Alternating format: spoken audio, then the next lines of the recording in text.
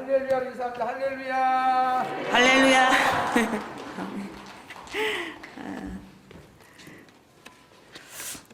할렐루야. 너무 반갑습니다.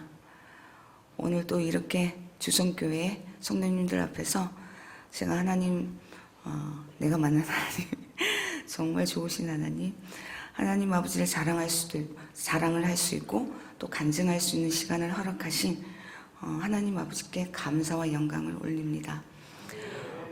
그리고 제가 간증하는 동안 그리고 간증이 끝난 후에도 여러분들이 모두 일상생활에 돌아가셔서 생활할 때 정말로 제가 만난 하나님, 정말 최고의 하나님을 여러분 모두가 다 만나시기를 진심으로 축복합니다. 저는 아시는 분들은 다 아시겠지만 제가 주님을 만나기 전에 직업이 무당이었습니다. 그것도 26년간 무당으로 살았던 사람인데, 물론 지금은 길이요 진리요 생명이신 주님을 만나서 정말 너무 자유롭고 너무 행복하게 잘 살고 있습니다. 우선 저희 가족 소개를 먼저 하도록 하겠습니다. 사실상 저희 가족은 무속세계에서도 좀 특별한 가족이에요. 좀 드문 가족이죠. 저는 대대로 무속 집안에서 태어났어요. 친작은 할머니도 무속인이고 친고모도 무속인, 제가 일남이녀 중에 둘째 딸이거든요. 저희 엄마 무속인, 언니, 남동생 저 다 무속인이었어요. 그러니까 그 무속세계에서도 결코 흔치 않는 그런 가정이었죠. 그렇기 때문에 또 어린 시절부터 좀 많이 남달랐었어요. 또 자주 아팠고, 그리고 처음 제가 귀신한 존재를 만난 건 중학교 1학년 수업 시간에 귀신한 존재를 만나서 또 발작을 일으키고, 또 병원에 갔더니 병원에서는 아무런 변명도 없이 너무 많이 힘들었었어요. 그래서 저희 엄마가 저를 살리기 위해서 또 의사 선생님의 권유로 어디 가서 물어보라는 그 말 한마디에 무속인을 찾아갔고, 그 무속인을 찾아가서 저를 보여줬더니 이 아이가 지금 당장 신을 받지 않으면 죽는다. 그래서 저희 엄마가 저를 살리기 위해서 저 대신에, 왜냐면 중학교 1학년 아이였기 때문에 신을 받을 수 없는 상태잖아요. 그래서 저희 엄마가 저 대신에 신을 받고, 정말 신기하게도 제가 살았어요. 그렇게 거의 막 죽으려고 하는 그런 아이가 정말 신기하게도 살아서, 제가 본격적으로 그 신이란 존재를 21살 때 만나기 전까지는 그나마 제가 큰 죽을 고비 없이 제가 왔었습니다. 근데 제가 정말 중학교 1학년 때의 그 귀신한 존재는 사실상 잘 기억이 나지 않아요. 또 나이가 어렸었고, 그리고 내가 그렇게 발작을 일으켰나? 그런 생각이 나지 않을 정도였으니까. 그러나 내가 본격적으로 귀신한 존재, 21살 때 만난 그 신이란 존재는 제가 정확하게 기억을 하고 있습니다. 왜냐면 성인이었고, 그리고 저는 그런 경험을 한 번도 해보지 않았던 경험이기 때문에 굉장히 충격적인 경험을 했거든요. 저는 어렸을 때부터 자주 아팠었어요. 그렇기 때문에 제가 굉장히 내성적이었고, 엄마가 죽으라면 죽는 신용까지 할 정도로 굉장히 착하다 못해 바보 같은 아이였었어요. 그런 아이가 21살 어느 날 아침에 눈을 떴는데 세상 살기가 싫은 거예요. 그리고 정말 내 입에서 조선 팔독에 있는 욕은 제가 다 하기 시작하는 거예요. 갑자기 아침에 일어나서 저희 엄마를 폭행을 하기 시작하고, 폭언을 하기 시작하고, 엄마한테 살려달라 쌍욕과 함께 막 집안 살림을 부수고, 그것도 모자라서 이런 벽이 있어요. 이런 벽이 저한테 얘기를 하는 거예요. 그리고 제가 오늘 처음 성도님들을 만났어요. 처음 성도님들을 만나서 제가 성도님들에서 어떻게 알겠어요? 몰라요. 또 알고 싶지도 않고, 그죠? 근데 그때 당시에는 제가 알고 싶지도 않은데도 내가 모르는 그 사람에 대해서 내가 훤히 아는 거예요. 내 머릿속에서. 그렇게 눈에 보이고. 그런 현상들이 일어나면 우리가 다중인격이라고 하잖아요. 내 안에 정말 할머니가 됐다가 할아버지가 됐다가 어린아이가 됐다가 남자가 됐다가 여자가 됐다가 제 목소리부터 시작해서 모든 것이 병행이 되는 거예요. 내 몸이 돼도 내 몸 자체가 제어가 되지 않는 거죠. 그런 상황에서 엄마한테 엄마 살려줘, 엄마 나 좀 어떻게 좀 해줘 하다가도 엄마한테 쌍욕을 하면서도 그런 모습이 또 다른 내 안에 나는 있어요. 근데 그런 행동을 하면 안 돼, 해서도 안 되고 그것도 다 알아요. 근데 내 몸과 내 생각인데, 내 마음인데 내 스스로가 제어를 할 수 없어요. 미치는 거죠. 그래서 저희 엄마가 그때는 저를 병원에 데려오지 않고 바로 무당한테 데리고 갔어요. 제가 21살 때. 그래서 그 무당한테 나를 보여줬더니 아니나 다를까 신이 왔다. 그래서 저희 엄마는 그렇잖아요. 자기가 받으면 신이 안 온다 해서 저희 엄마가 신을 받았는데 얼마 못 가서 제가 정말 또 그런 신이 왔다는 소리에 어쩔 수 없이 저희 엄마가 받아들일 수밖에 없었어요. 저 역시도 마찬가지 제가 아니에요. 그래서 제가 21살 때 신을 받고 제가 우리 주님을 2016년 11월 달에 주님을 만났거든요. 그래서 정확하게 26년간 제가 무속인으로 생활을 했습니다. 사람들은 저한테 물어봐요. 그 무속 세계에 대해서 정말 많이들 궁금들 하시더라고요. 그리고 특히 귀신에 대해서. 귀신 어떻게 생겼냐? 귀신이 밤에 자주 출몰을 하냐? 낮에 오냐? 그런 얘기와 함께 특히나 우리 그 제사 문화에 대해서 많이 물어봐요. 정말 조상이 와서 제사밥을 먹냐? 그런 말을 많이 물어봐요. 근데 제가 지금 시간이 저한테 주어진 시간이 얼마 없기 때문에 그걸 제가 설명을 드릴 수 없어요. 근데 제사는 지내면 안 돼요. 귀신한테 지내는 거예요, 여러분. 그 무속세계에서도 정말 조상이 와서 제사밥을 먹는지 안 먹는지 몰라요. 저도 그랬으니까요. 그러나 여러분 그건 꼭 알아야 돼요. 촛불과 향은 귀신을 불러들이는 행위입니다.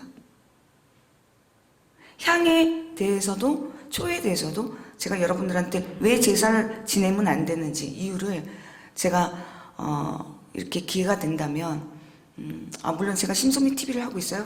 거기에 제가 이렇게 설명을 해놨지만은 정말 여러분들이 정말 특히나 우리가 그 기독 크리스찬은 제사 지내면 안 돼요. 우상 숭배 그 자체잖아요. 더욱더. 그러나 저는 여러분들한테 꼭 말씀드리고 싶어요. 혹시라도 내가 제사를 안 지내서 뭐 누군가 얘기해서 제사밥을 이렇게 안 해서 내 집안에 뭐 이런 거기에 굉장히 많이들 생각을 하시는 것 같아요. 여러분 오히려 정말 여러분들은 그 행위로 인해서 하나님 아버지한테도 가지도 못할 뿐더러 그 행위로 통해서 가지도 못할 뿐더러 오히려 모든 것들이 막힐 수 있는 그런 상황입니다. 그걸 꼭 좀 알아주셨으면 좋겠어요. 제사는 절대로 지내셔는 안 돼요. 그래서 사람들은 저한테 물어봐요. 그 무속세계에 대해서 많이 물어봐요. 그리고 그 생활에 대해서도 많이 물어봐요. 저는 정말 무속 생활을 하면서 산전수전, 공중전, 땅굴전까지 겪었던 사람입니다.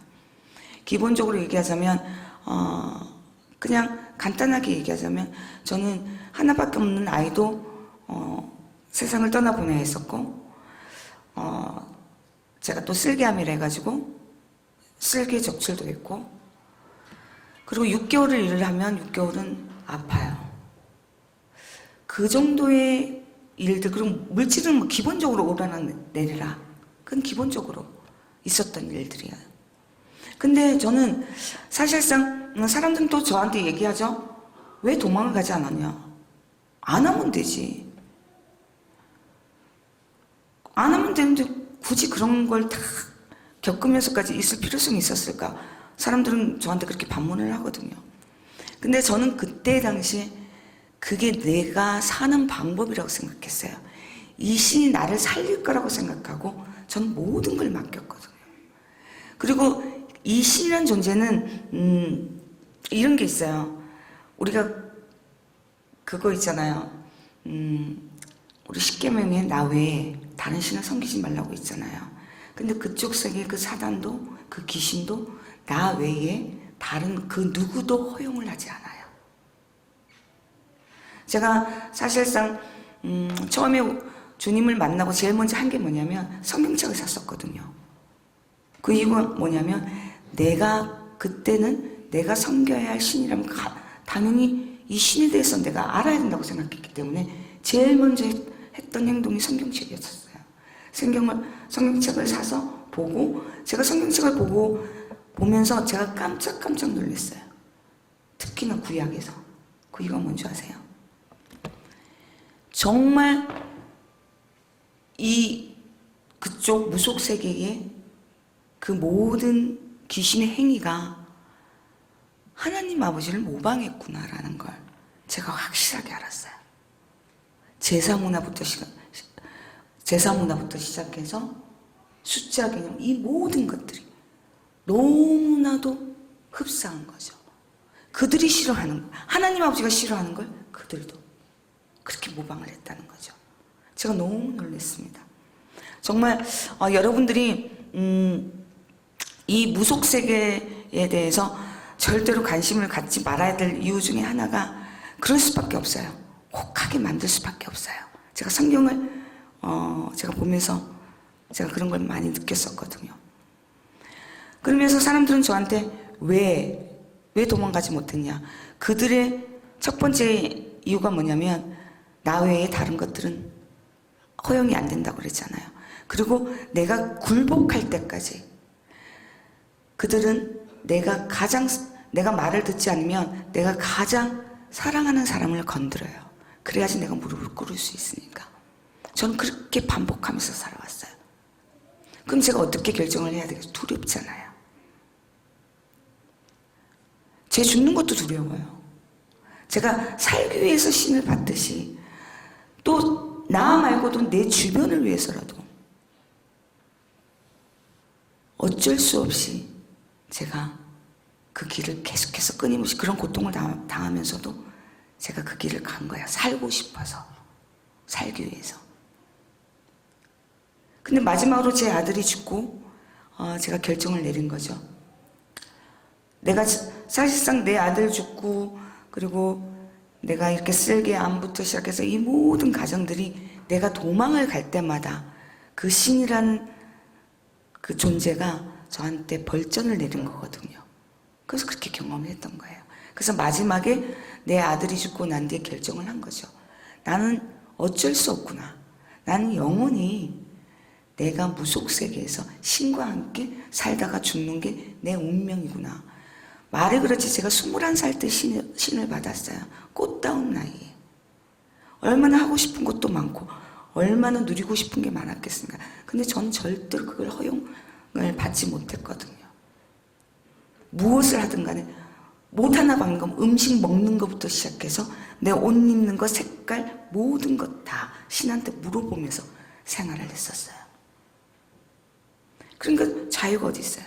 거의 신한테 매이면서 사는 거죠. 그러면서 그거 포기를 하고 내가 완전히 무속에 푹 빠지면서 사는 거죠. 근데 거의 26년간 25년 이렇게 세월이 지나고 나면 그쪽 세계에서도 레벨이 있거든요. 내 밑에 또 제자가 생기게 되고 세월이 흘러서 제자가 생기게 되고 그래서 제가 생각을 한 거예요. 아, 내가 이 정도 수준이 되면 내가 평생을 살 기도 도량을 하나 만들어서 평생도록 제자도 키우고 거기서 굿도 하고 점사도 보면서 살아야겠다 하면서 제가 부산에 꽃마을이라는 곳이 있거든요. 구덕산에 있는 그 꽃마을에다가 산을 사서 기도 도량을 짓기 시작한 거예요. 무속색에서 기도 도량은 우리 기독교 크리스찬 분들은 기도원이라고 생각하시면 돼요. 그래서 제가 그 평생 살 거라고 집을 지어놓고 이제 거기서 생활하기 시작한 거예요. 물론 제자들, 그때 당시에 제자가 4-5명 정도 있었거든요. 그들을 케어해가면서 키워나가면서 굿도 하고 점사도 보면서 제가 생활을 했죠. 근데 어느 날 늘 제자와 함께 제가 기도를 했었던 사람인데 그날따라 저한테 혼자 기도할 수 있는 시간이 딱 생긴 거예요. 그것도 낮에. 그리고 그쪽 세계에서는 기도를 하면 그냥 기도하지 않아요. 뭐라도 재물을 이렇게 놓고 기도를 하게 돼 있거든요. 그래서 그때는 그 산이 큰 바위로 이렇게 이루어졌기 때문에 제가 그 바위에다가 제단을 쌓고 제가 재물을 놓고 그쪽 세계의 신을 열심히 제가 찾았습니다. 그리고 이제 신 앞에 기도하면서 제가 이제 삼배를 하고 눈을 딱 떴죠.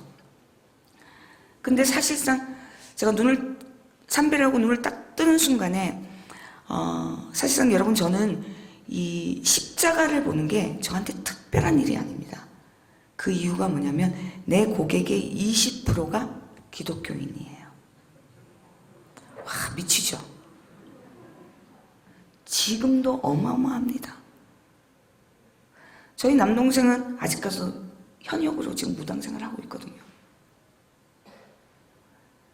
지금도 정말 가슴 아픈 일이지만 지금도 제가 너무 감사하게도 제가 다니엘 기도를 통해서 그리고 또 내가 CTS 방송국 이렇게 출연과 함께 많은 사람들이 알게 되고 많은 교회분들이 알게 되고 그래서 제가 전국에 진짜 초청을 많이 받았어요. 간증 집회를 많이 다녔어요.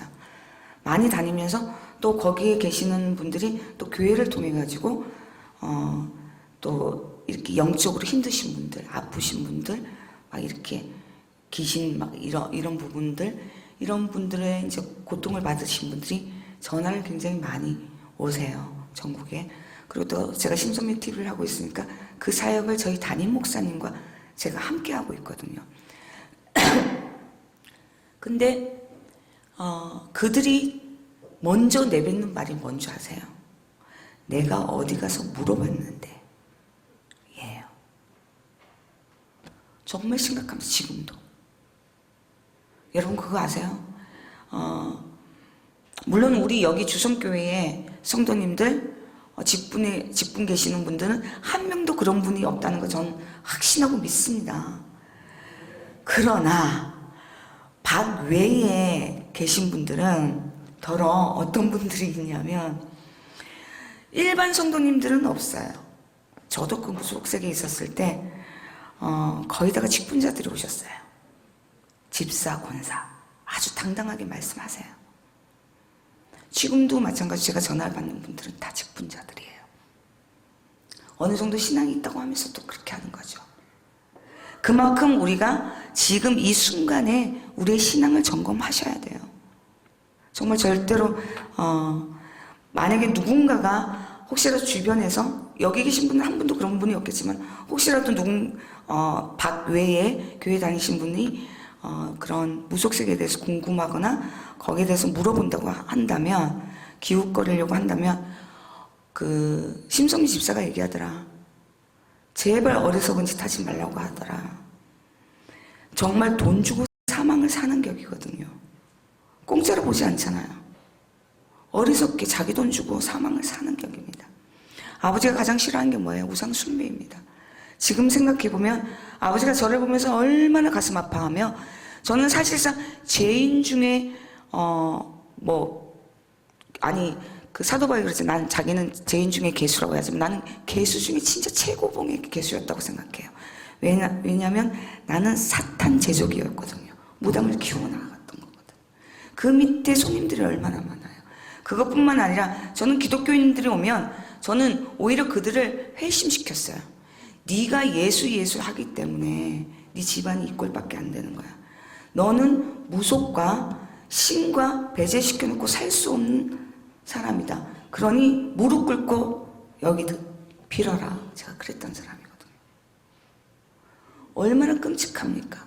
그런 죄인, 그런 개수가 하나님 아버지의 은혜로 제가 정말로 이 자리에 서서 이런 간증을 합니다. 온전히 아버지의 은혜로 얼마나 감사하고 그거 생각하면 전 정말 아버지한테 너무너무 부끄럽고 죄송스럽고 얼마나 그동안 가슴 아팠을까 그런 생각을 한다면 지금도 마음이 애려요. 근데도 저를 사랑하셔서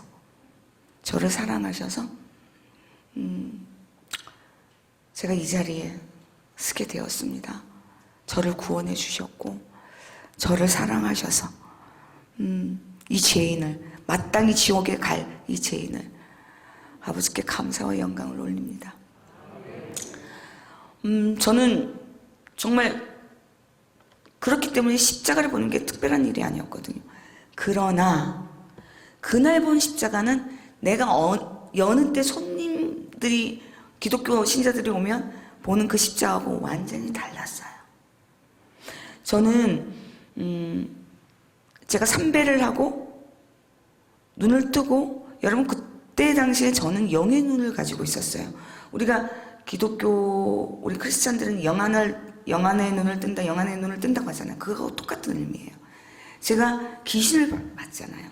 혼을 보고 했던 눈입니다. 그러니까 영의 눈을 가지고 있었기 때문에 죽었다 살았다 대반에 알아요. 자, 눈을 감았을 때 보는 현상은 내가 내 생각이 들어가기 때문에 착각을 일으킬 수 있어요. 그러나 내가 눈을 뜨고 보는 상태라면 제가 진짜 여러분들 지금 이렇게 실질적으로 보는 것처럼 보이기 때문에 절대로 속일 수가 없어요. 그런 내가 삼배를 하고 눈을 딱 떴어요. 눈을 딱 떴는데 정말 그 바위에서 큰 십자가가 광채를 내면서 저를 바라보고 있는 거예요. 제가 깜짝 놀랐어요. 사람들은 저한테 얘기해요. 네가 낮에 기도를 했기 때문에 어디에서 빛을 보냐에 따라서 십자가 모양으로 보일 수도 있고 아니면 네 손님 중에 정말 독실한 기독교 신자의 흔적 표시일 수도 있다. 나한테 그랬거든요. 근데 내가 착각을 일으켰다고 치더라도 제가 말씀드렸잖아요. 저는 영의 눈을 가지고 있었기 때문에 살아있다 죽었다 대반에 알고 그리고 그건 속일 수가 없어요. 내가 본 그 십자가는 살아 숨쉬고 있었습니다. 실제로 존재하고 있었단 말이에요. 저는 정말 너무 놀라서 그냥 그 자리에서 주저앉았어요. 그냥 살려주세요 잘못했으면 딱 두 마디만 했어요. 살려주세요 잘못했습니다. 뭘 잘못한지도 모르고 뭘 살려달라는 것도 몰라요. 그냥 두려워서 뱉었어요. 근데 조금 시간이 지나니까 정말 내가 이때까지 살아왔던 장면이 딱 떠오르면서 정말 뭐가 잘못됐구나. 감동이 오는 거예요. 확신함이 오는 거예요. 그러고 난 뒤에 제가 펑펑 울면서 정말 잘못했다고 살려달라고. 우리가 십자가 하면 기본적으로 예수님 하나님 압니다. 바보도 압니다. 그러나 저는 그때 당시에 성령님이라는 단어는 몰랐거든요. 성령님이 누구인지도 모르고 성령이라는 단어 자체를 제가 몰랐어요. 하나님 예수님은 알아도. 그래서 펑펑 울었어요. 펑펑 울고 난 뒤에 조금 시간이 지나니까 눈물이 딱 그치면서 갑자기 내 마음에 평안이 쫙 찾아오는 거예요. 마치 늘 봐왔던 흙과 나무인데도 불구하고 그 흙냄새와 그 나무가 마치 나를 위해서 만들어 놓은 것 같은 그런 평안함이 저한테 밀려오는 거예요. 너무 좋은 거예요. 그리고 늘 봐왔던 그 까마귀 수백 마리의 그 까마귀를 보면서 내가 그 까마귀한테 얘기를 하는 게 변화된 건 아무것도 없는데 내 제자도 그대로예요. 손님도 계속 보고 있어요. 나만 변화된 거야. 나만 본 거잖아요. 근데 내가 사람이 없으면 그 까마귀들한테 얘기를 하는 거예요. 야, 너희들 하나님 아버지한테 감사하게 생각해. 너희들 만든 것도 하나님 아버지고 이 언동설 안에 너희들 나한테 와서 밥 얻어먹게 하는 거 그거 하나님 아버지가 인도하신 거다. 내가 그렇게 고백을 하는 거예요. 그리고 조금 시간이 지나니까 아 내가 여기 있으면 가만히 이렇게 있으면 안 되겠다는 그런 결심이 딱 생기는 거예요. 정말 사실상 무속세계에서는 상상도 할 수 없는 결심을 제가 한 거예요. 여러분 한 번씩 들어보셨을 거예요. 신주단지.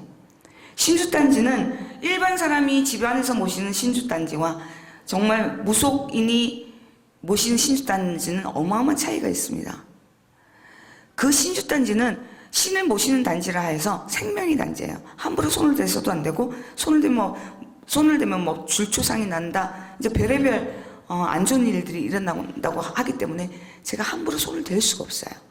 근데 제가 법당에 올라가서 그 신주단지를 제 손으로 내려온 거예요.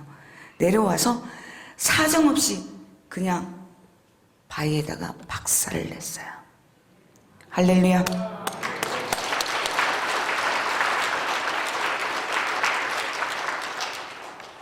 절대로 할 수 없는 일이에요. 특히나 무속인으로서. 내가 그 많은 고난을 당했고 그 많은 일을 당하고 내 자식까지 먼저 앞세운 신주단지예요. 근데 물론 지금은 알아요. 그때 당시는 몰랐지만 성령 하나님께서 나를 인도하셨다는 거, 마음을 먹게 하셨다는 거, 용기를 주시고 담대함을 주셨기 때문에 그게 가능한 거예요. 그러지 않다면 저는 상상도 못하죠. 어떻게 상상해요? 그걸 깨는 순간 너무 좋은 거예요. 뭔가 해냈다는 느낌이 드는 거예요.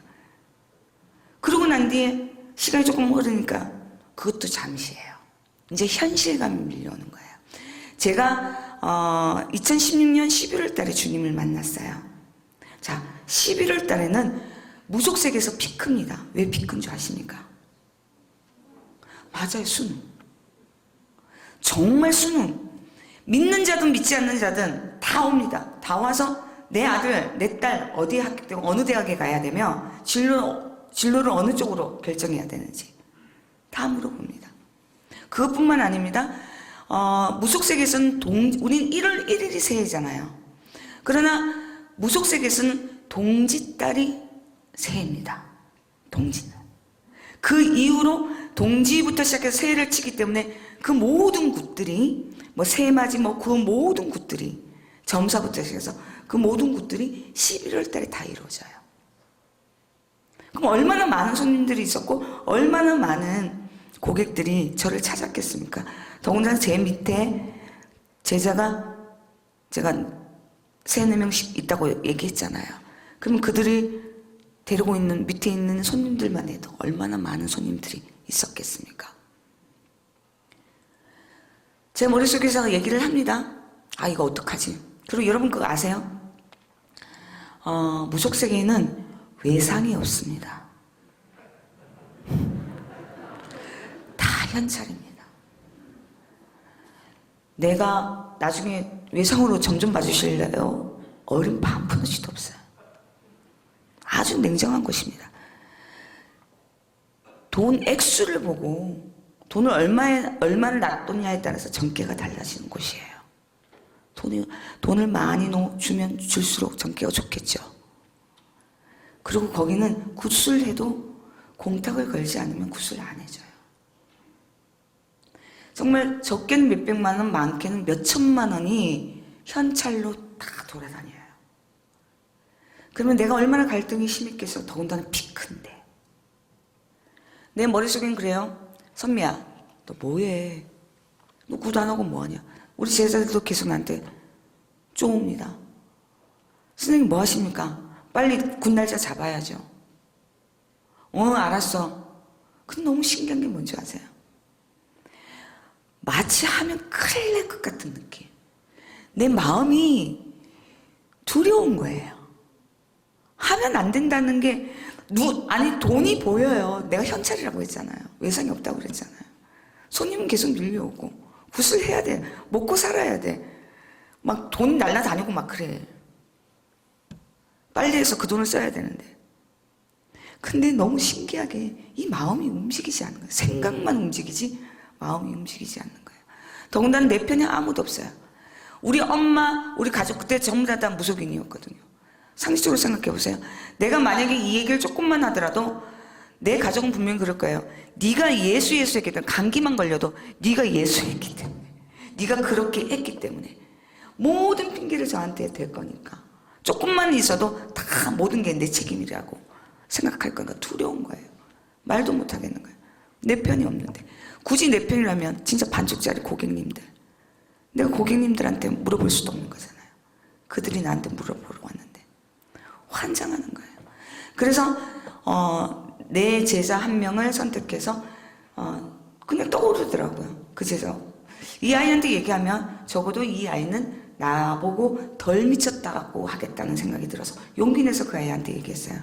그래서 그 아이한테 하나님 아버지는 살아계시다고 얘기를 했죠. 그러니까 이 아이가 너무 깜짝 놀래요.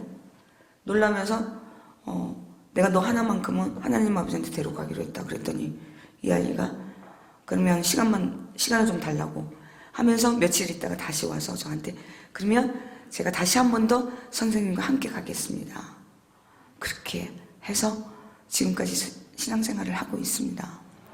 너무 우리 아버지 멋지지 않아요? 그 아이도 그렇게 했던 아이였던 거예요. 그리고 이제 용기가 생긴 게 이렇든 저렇든 내 편이 하나 생긴 거예요.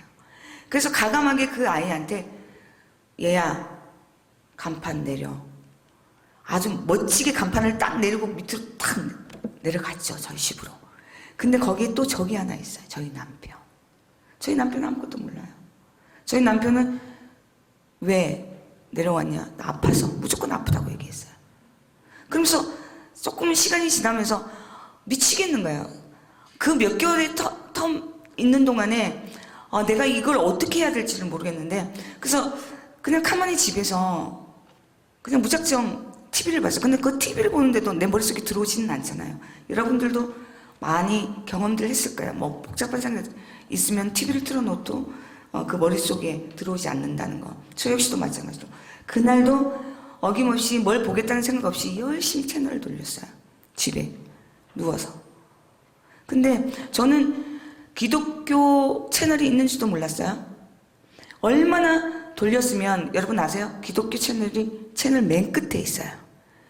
제가 거기까지 돌린 거예요.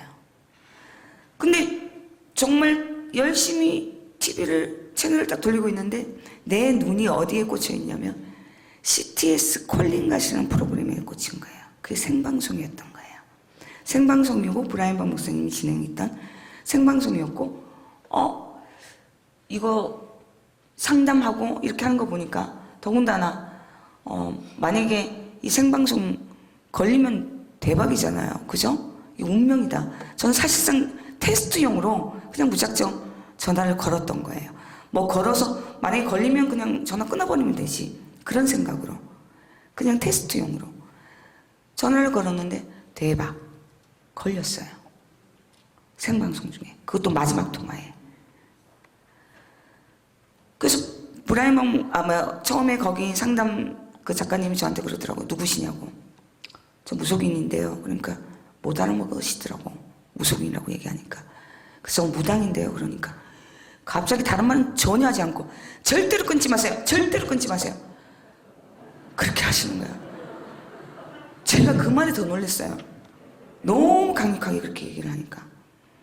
그래서 못 끊는 거죠. 끊는 타이밍을 내가 놓친 거죠. 그러니까 이제 화면에 나오시는 브라이언 박 목사님이 이제 말씀을 하기 시작한 거예요. 말씀을 하고 이 상황들을 이제 조금 제가 얘기를 하고 이제 상담을 하고 있는데 다른 거는 정말 기억이 나지 않아요. 너무 떨렸고 당황했고 그렇기 때문에 내가 무슨 말을 하는지도 몰라요. 사실상. 근데 정말 브라이언 박 목사님이 저한테 따라하라고 하더라고요. 저는 그게 영접인지도 몰랐어요. 근데 너무 신기한 게 저도 따라해요. 그래서 따라하라 해서 무작정 따라한 거죠. 근데 그 브라이언 방 목사님 따라하라는 그 말은 너무 내 귀와 내 마음을 파고드는 거예요. 너무 잘 들리는 거예요. 무슨 말인지를. 정말 아버지께서 귀 있는 자에게는 듣게 하신다는 말이 맞아요. 들을 자에게는 듣게 하십니다. 저는 정말로 그건 확실하게 알겠더라고요. 그때는 내가 우상 숭배에 가득했잖아요. 내 신이란 존재를 섬겼었고, 그리고 내 자아, 그리고 그동안 내가 말을 안 해서 그렇지 얼마나 많은 죄를 지었겠습니까? 난 정말로 내가 예수님을 만나가지고 내가 그렇게 어마어마한 큰 죄라는 거, 죄인이라는 걸 내가 예수님을 통해서 알았다는 거 아니에요. 내가 그 전까지 세상 밖에서 살았을 때는 난 그래도 나름대로 잘 살고 죄 안 짓고 잘 산다고 이렇게 생각했었어요. 사람이 자기 그런 게 있잖아요. 근데 나는 정말로 죄인 중에서도 어마어마한 개수였구나.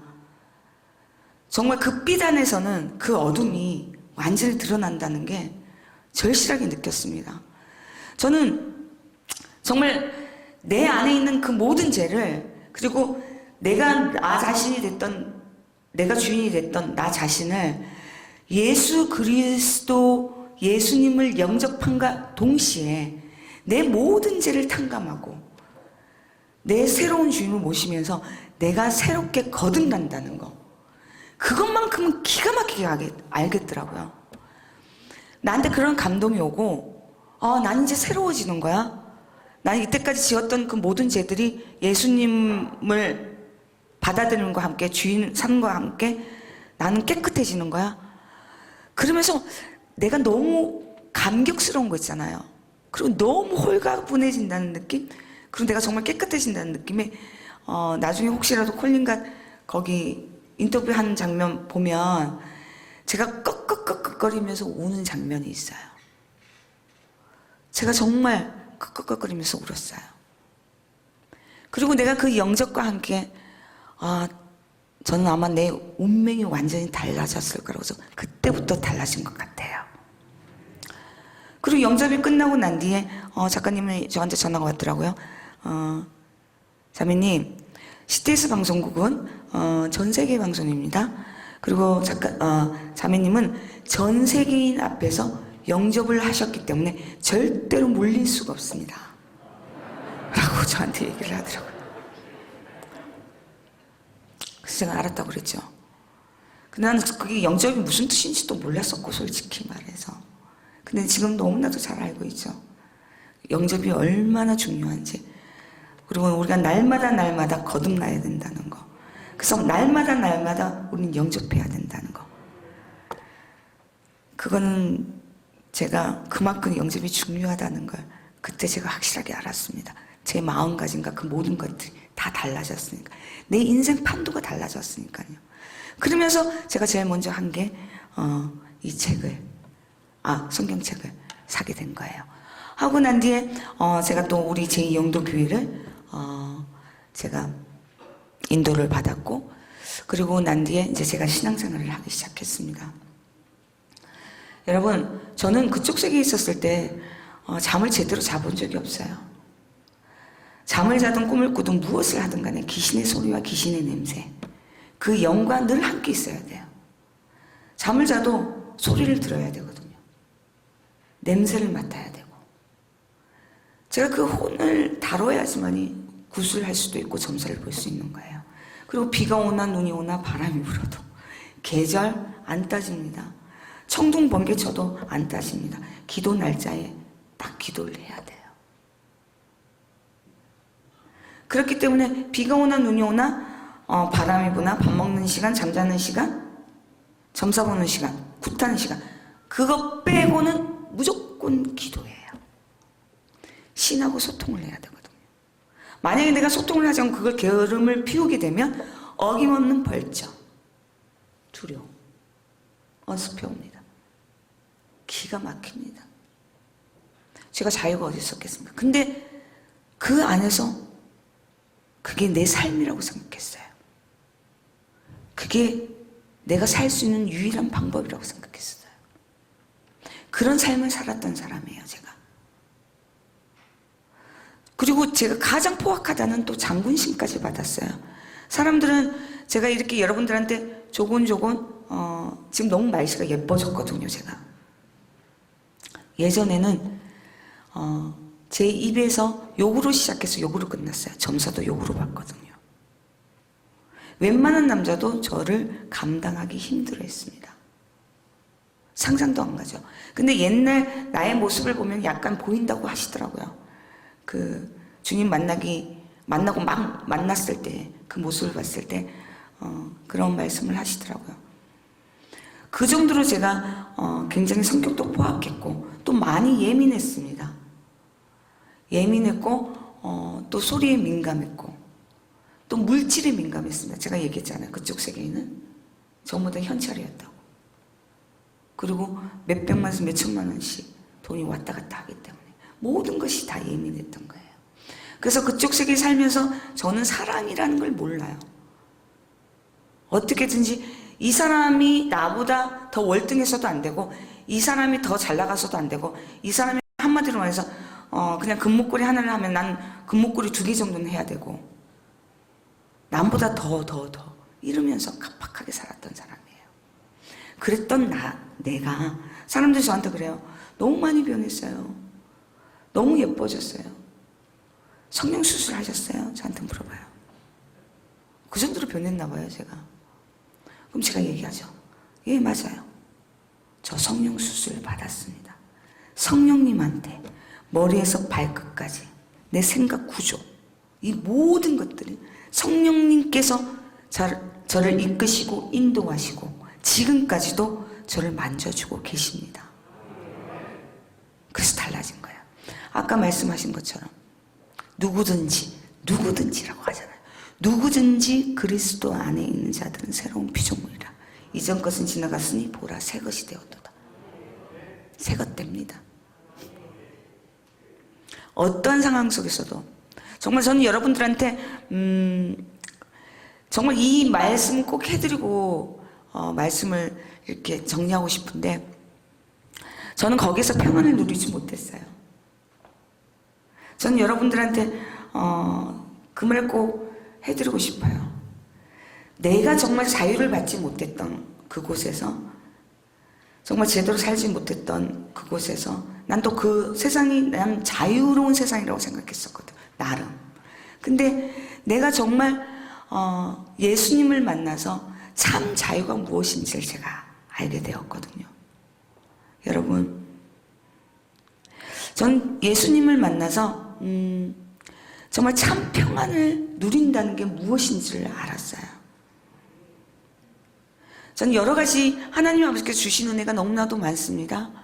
정말 많은 얘기를 여러분들한테 드리고 싶어요. 저희 남편의 얘기부터 시작해서 내가 고통받았던 거, 내 아픈 것들, 그리고 내가 고침받았던 거, 내 남편의 정말 막 혈액투석에 가다출혈 일어난 거, 그 고침받은 거, 교통사고에 일어나서 고침받은 거, 내가 막 허리가 아작이 났는데도 고침받은 거, 그 모든 것들이 어마어마하게 많아요. 하나님 아버지께서 저한테 주신 은혜예요. 그리고 내가 물질적으로 고통받았을 때 하나님 아버지께서 정말 이 말씀으로 모든 것을 나한테 정말 말씀 그대로 행해 주셨다는 거. 여러분, 우리가 말씀이 그게 있거든요. 너희가 내 안에 거하고 내 말이 너희 안에 거하면 무엇이든지 원하는 대로 구하라. 그리하면 이루리라는 말씀이 있어요. 너희가 내 안에 거하고, 우리는 거룩하신 여호와 하나님 아버지의 자녀입니다. 그죠? 우리 모두가 하나님 아버지를 믿지 않습니까? 아멘. 우리 예수님이 구원자이시고 구세주이십니다. 아멘. 예. 자, 하나님 아버지의 자녀인데 너희가 내 안에 거하고, 우린 하나님 아버지한테 속해져 있는 거 맞습니다.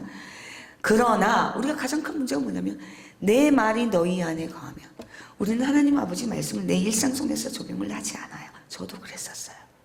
저는 여러분들한테 말씀드리고 싶은 게 뭐냐면, 제가 그렇게 힘들고 아프고 고난을 받고 어려웠을 때 저한테 하나님 아버지께서 저한테 각인을 시켜준 게 뭐냐면, 딱 저한테 감동을 주신 게 한 가지가 있어요. 내가 막 울면서 매달리고, 아버지 나 이것 좀 해주세요, 저것 좀 해주세요. 너무 힘들어요, 아파요, 아버지, 내가 이렇게 물질적으로 힘들어요. 이걸 해결해 주셔야 되지 않겠습니까? 이렇게 기도를 했을 때 물론 주세요, 하나님 아버지께서. 그러나 그게 반복이 돼요. 근데 하나님 아버지께서 저한테 감동으로 주신 게 뭐냐면, 저한테 이런 감동을 주는 거예요. 야, 너 그 무속세계에 있었을 때 너 제자들한테 뭘 가르쳤니? 그런 감동이 딱 주는 거예요. 물론 많은 것을 가르쳐줬어요. 많은 것을 있으면서 그 제자를 가르쳤을 거 아니에요. 그러나 그걸 꼭 집어서 생각나게 하셨다는 거예요, 성령 하나님께서. 그게 뭐냐면 그거였던 거예요. 그때 당시 제자들은 늘 불안에 떨었어요. 내가 신엄마잖아요. 신엄마니까 내가 신을 해줬어요. 받게 해줬어요. 그럼 그 아이는, 자, 불안한 게 다른 게 아니에요. 자기가 신을 받아놓고서 자기 신인데 자기 신을 못 믿어. 손님이 오면 불안한 거야. 내가 정말 이 말을 하면 이게 맞을까? 내 말일까? 신의 말일까? 늘 거기에서 애들이 벌벌 떨었었어요. 손님을 제대로 못 보는 거야. 그럴 때마다 내가 한 말이 뭐냐면, 야, 너희는 네 신을 네가 믿지 못하면 누가 믿냐? 네가 모신 신 아니냐? 그리고 네가 왜 신의 말을 평가를 하니? 네가 평가하지 말고 네 신이 주신 말을 그대로 믿고 뱉어. 그럼 그대로 될 거 아니야? 제가 했던 말이거든요. 하물며 그 귀신의 세계에서도 네 신을 의심하지 마. 네 신이 주신 말을 믿고 그대로 뱉어. 그러면 그대로 될 거 아니냐. 우리 말씀에도 있잖아요. 우리들의 내 입술의 열매로 배부르게 된다고. 무슨 말인지 알죠? 그리고 아버지가 아버지의 귀에 들린 대로 행하신다고 분명히 말씀을 하셨고. 자, 근데 우리가 거룩하신 여호와님 아버지의 자녀입니다. 맞아요. 나도 자녀고 여러분들도 자녀입니다. 하나님 아버지한테 속해져 있습니다. 그리고 하나님 아버지한테 속해 있는 자는 범죄하지 않았으므로 어떤 어둠의 영도 마귀도 우리 머리카락 하나도 건들지 못한다고 하셨잖아요. 그런 하나님 아버지의 자녀인데 이거는 누가 주신 말씀이에요? 그렇죠. 하나님 아버지, 성령님의 감동을 쓰신 말씀이 곧 하나님 아버지가 주신 말씀이 우리한테. 그럼 우리가 적용을 해야죠. 얘기를 해야죠. 선포해야죠. 그 말이 떠오르는 거예요. 믿고 구하는 것은 다 받으라는 그 말씀대로 제가 기도를 그때부터 바꾸기 시작한 거예요. 아버지, 저 믿고 구합니다. 아버지께서 분명히 내가 재정적으로 힘들 때 아버지께서 분명히 말씀하셨습니다. 무엇을 먹을까, 무엇을 입을까, 공중에 나는 새, 풀, 꽃 다 아버지께서, 까마귀 다 아버지께서 모유를 주시고 모든 걸 집부터 시작 모든 걸 다 재우시고 다 하신다고 하셨습니다. 하물며 너희에게 더 좋은 걸 주지 않으겠냐라고 분명히 말씀하셨고, 무엇을 먹을까 무엇을 입을까 생각하지 마라. 오늘의 짐은 오늘로 족하고, 그죠? 내일 일은 생각하지 말라고 하셨잖아요. 자, 먼저 그의 나라와 그의 의를 구하라. 그러면 아버지께서 내 필요한 그 모든 것을 더 하신다는 그 말씀대로 아버지, 전 재주도 없어요. 아무것도 없어요. 제가 재주라고는 점사 보는 거, 굿하는 거, 그것밖에 없어요. 제가 할 수 있는 게 뭡니까? 아버지 나라를 위해서 제가 할 수 있는 게 뭔지 아버지 저 사용해 주세요. 그리고 아버지께서 말씀대로 세상 모든 것은 다 사라지더라도 아버지의 말씀 세세토로 있다고 분명히 말씀하셨기 때문에 아버지 말씀대로 이루어질 줄 믿습니다. 아버지 도와주세요. 그렇게 기도를 했고, 내가 정말 이렇게 아프고 내가 힘들 때 분명히 얘기하셨잖아요. 그가 찔림은 우리의 허물 때문이요 그가 상함은 우리의 죄악 때문이라. 그가 징계를 받음으로 우리가 평안을 누리고 그가 채찍에 맞음으로 우리가 나음을 입었노라. 그 말씀대로 우리 예수님 이미 죄값 치르셨어요. 승리하신 예수님. 그러면 당연히 그거 우리가 누릴 자격이 있어요. 그죠? 누려야 돼요. 누리지 못하면 바보잖아. 그래서 제가 말씀으로 선포했어요. 예수님께서 이미 치우신 그 값, 아버지 내가 이렇게 불안하고 힘들고 예수님 할 때 징계를 받았으면 제가 평안을 누리는 건 당연한 겁니다. 제가 예수님께서 채찍을 맞으면 낫는 건 당연한 겁니다. 제가 믿습니다. 그 권리 제가 주장했어요. 그 너무 신기한 거예요. 자, 내가 영적으로 힘들었을 때 믿는 자에게 따르는 표적이 있다고 그랬어요. 그죠? 믿는 자에게 따르는 표적이 있다. 내 이름으로 곧 예수 그리스도 이름으로 귀신을 내쫓으며 새 방언을 말하며 뱀을 집어 올리며 무슨 독을 빠지더라도 해를 받지 않으며 병든 자에게 손을 얹는 즉 나으리라. 그 말씀대로 아버지, 저 아버지 믿어요. 너무 아파요. 그리고 내가 영적으로 이 모든 어둠의 영들 예수 그리스도 이름으로 명한다. 당장 법정 권리 잘림 받고 묶임 받고 무정에게 던져질지어다. 당장 떠나갈지어다. 내 안에 평안이 있을지어다. 그 말을 선포한과 동시에 저의 불안함과 저희 아팠던 것, 저희 남편도 마찬가지예요. 그 믿음이 작은 분명히 아버지가 말씀하셨거든요. 먼 데 있는 자든 가까이 있는 자든 평강 있을지어다. 내가 그를 고치는 그 말씀대로 저희 남편은 먼 데 있는 자 맞아요. 그러나 아버지께서 이스라엘 백성들한테 약속하신 것처럼 우리가 믿는 자들의 영혼이 다칠까봐 그 먼 데 있는 조차도 우리의 기도를 들으시고 그를 고치신다고 하셨어요. 그렇게 된 그 말씀을 믿고 제가 선포를 했어요. 근데 너무 신기한 거예요. 정말 놀라운 하나님 아버지의 은혜들이 다 일어나기 시작한 거예요. 그 얘기를 여러분들한테 다 들려주고 싶은데 제가 시간이 없어요. 그래서 다 들려드릴 수가 없어요. 요 정도만 하고 여러분, 저는 한 가지만 딱 말씀을 드릴게요. 저는 루푸스 환자입니다. 저는 전신 혼반 루푸스 환자예요. 그게 얼마나 어마어마한 고통인 줄 아시죠? 정말 그걸 이루 말할 수가 없습니다. 그런 환자인데 제가 이 자리에 서 있다는 거 이것만으로도 루푸스 환자는 거의 집에서 누워 있어요. 그리고 햇빛도 가까이서도 안 되거든요. 가릴 게 너무 많아요. 그리고 면역 억제제를 먹고 있기 때문에 특히 이 코로나하고는 저는 완전히 끝나는 거예요. 그런 상황에 있는 상황인데도 아버지는 살아계십니다. 정말 너무 감사하게도 코로나든 뭐든 상관없이 제가 간증 자리에 가게 되고 또 이 자리에 아프던 간에 간증할 수 있게 저를 세우십니다. 힘을 주십니다. 정말 너무 놀라우신 하나님 아버지세요. 진짜 변명만 나왔을 뿐이라고 저는 생각을 합니다. 저는 그쪽 세계에 있을 때 가장 극복하지 못한 게 한 가지 있어요. 죽음의 공포입니다. 가장 큰 공포가 죽음의 공포라고 얘기하잖아요. 저는 당연히 그쪽 세계에서는 영을 다뤘던 사람이기 때문에 난 정말 죽어서 절대로 저승사자는 만나고 싶지 않아. 내가 그런 걸 다루는 사람인데도 불구하고 저는 그랬었어요. 그리고 과연 내가 죽어서 어디로 갈까? 과연 나를 데리고 갈 사람은 누구일까? 나는 또 어느 그때는 대항이었거든요. 그때는 막 10대 대항부터는 대항도 많아요. 우리가 거쳐갈 지옥 이런 게 많아요. 그러니까 그런 것들을 생각하면서 제가 머리가 정말 두려움에 쌓여 있었던 것 같아요. 더군다나 제가 자주 아팠기 때문에 그런 죽음의 공포가 굉장히 심했었거든요. 근데 그런 나에게 우리가 그렇잖아요. 여기서 죽음을 피해갈 사람 아무도 없습니다.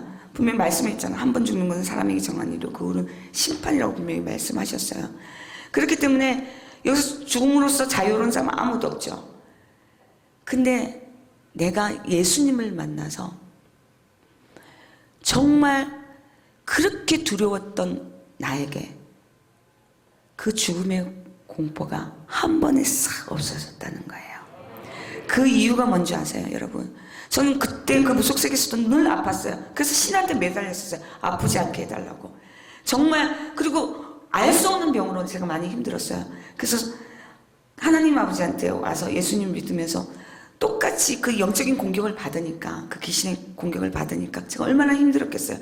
그래서 너무 아프니까 제가 아버지한테 그랬어요. 아버지, 내가 병원에 가더라도 이제는 변명을 좀 알게 해달라고.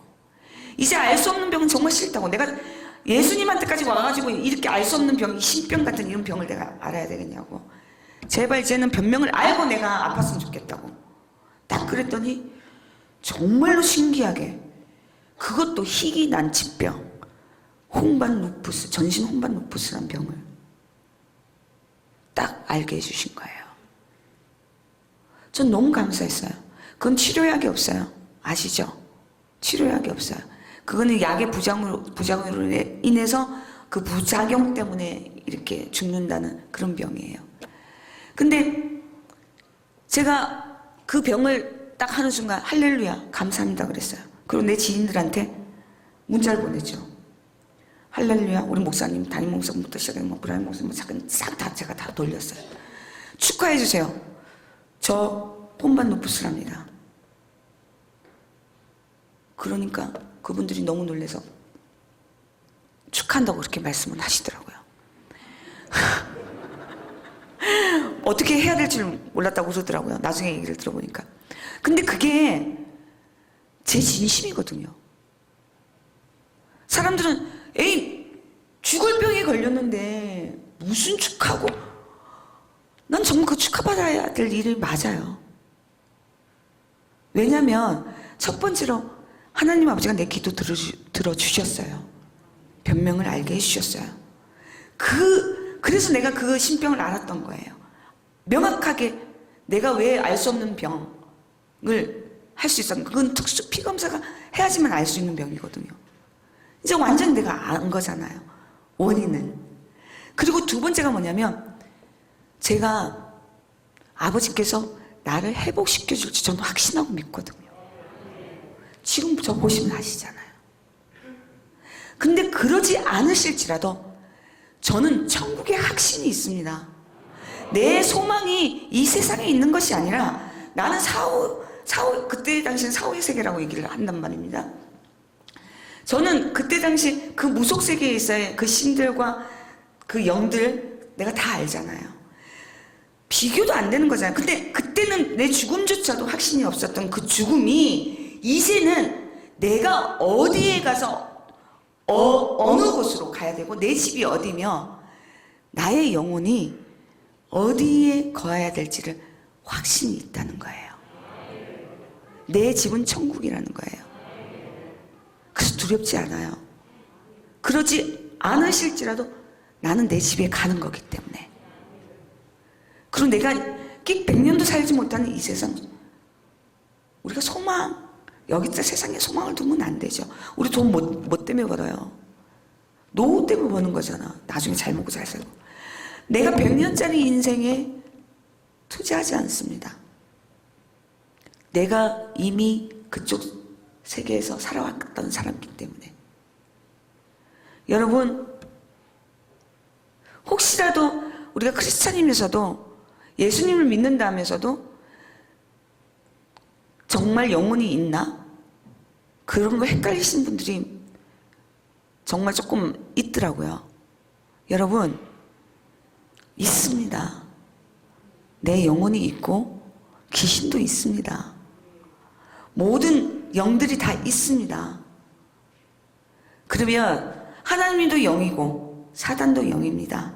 이 세상에는 딱 두 가지밖에 없습니다. 자, 우리의 입술이 하나님의 영을 찾아야 되는지 사단의 영을 찾아야 되는지 선택은 우리한테 있는 거예요.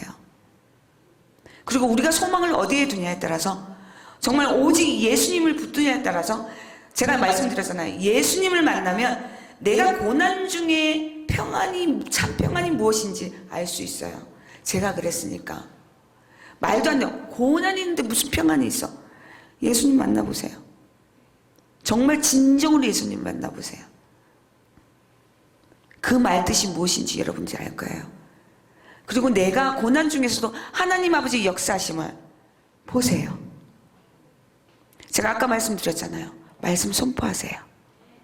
하나님 아버지를 믿고 말씀 선포하세요. 그럼 그대로 됩니다. 전 확신하고 믿습니다. 제가 간증하기 때문에. 하나님 아버지의 은혜, 여러분 모두의 나한테 주신 은혜, 여러분한테 동일하게 다 주십니다. 여러분 또 동일하게 주실 거고, 또 앞으로도 무궁무진하게 하나님 아버지께 여러분한테 너무나도 많은 복의 복, 은혜를 주고 싶어 하십니다. 그러나 우리가 찾아 먹지를 못한다는 거예요. 그 특권을 누리지 못한다는 거예요. 누리시길 바랍니다. 정말 진정한 신을 만났어요. 근데 진정한 신, 진짜 신을 만났는데 그 특권을 누리지도 못하고, 그걸 하나님 아버지의 그거 준다는 것조차도 받지 못한다면 그것만큼 바보가 어디 있어요. 어리석은 게 어디 있어요? 여러분 지금이라도 혹시라도 아프신 분이 있습니까? 영적으로 힘드신 분이 있습니까? 물질적으로 힘드신 분이 있습니까?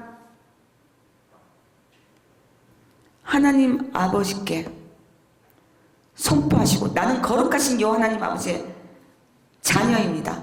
아버지 믿고 구합니다. 말씀으로 선포하시면서 여러분 모두가 하나님 아버지의 은혜의 복을 누리시기를 진심으로 축복합니다. 감사합니다.